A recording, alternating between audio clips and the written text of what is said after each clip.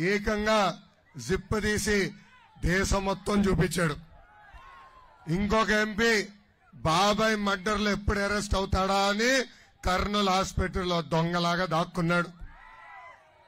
ఇంకొక MP tick talk వీడియోలు YouTube reels చేసుకునే పనిలో బిజీగా ఉంటాడు. ఇంకొక ఎంపీ పాపం ఆయన భార్య కొడుకుని వైకాపా గూండాలు కిడ్నాప్ చేస్తే మొత్తం కుటుంబం పారిపోయి హైదరాబాద్ లో బతికే పరిస్థితి. ఇంకొక దొంగ ఉన్నాడు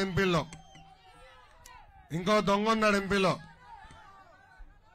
పిల్లగడ్డం పెట్టుకుని ఉంటాడే విజయసాయి రెడ్డి.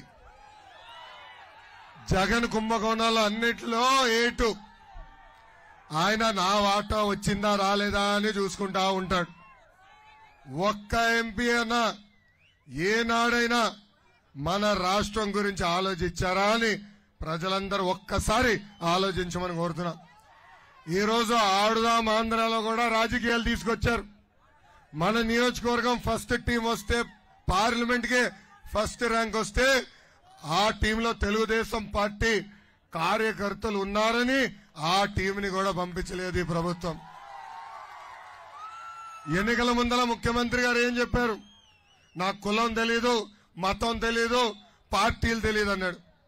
ఇప్పుడు ఏకంగా కులం, మతం, ప్రాంతం, పార్టీలు వాడి మన మధ్యలో చిచ్చు పెట్టడానికి ప్రయత్నిస్తున్నాడు. ఈ జగన్ ఇప్పుడు కొత్త బస్ యాత్ర మొదలుపెట్టాడు. ఆ బస్ యాత్ర పేరే సామాజిక యాత్ర. ఆ బస్ యాత్ర కాస్త తుస్సు అనింది. ఈ గుంటల రోడ్లో ఆ బస్సు వెళ్లి టైర్లన్నీ అరిగిపోయినాయి.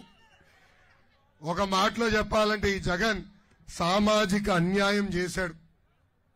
ఎప్పుడు లేని విధంగా ఈరోజు వైకాపా ఎమ్మెల్యేలే స్వయంగా రోడ్డు పైకి వచ్చి మాకు ఈ జగన్ అన్యాయం చేస్తున్నాడని చెప్పే పరిస్థితి. 63 మంది ఎమ్మెల్యేలు 16 మంది ఎంపీల్ని ఏకంగా ట్రాన్స్ఫర్ చేశాడు.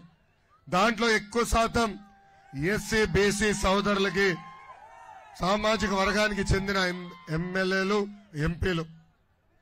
ఎంత అన్యాయం చూడండి. అదే ఆయన సొంత సామాజిక వర్గానికి చెందిన వ్యక్తుల్ని ఒక్కరిని కూడా ట్రాన్స్ఫర్ చేయలేదు, ఒక్కరిని కూడా బర్తరఫ్ చేయలేదు.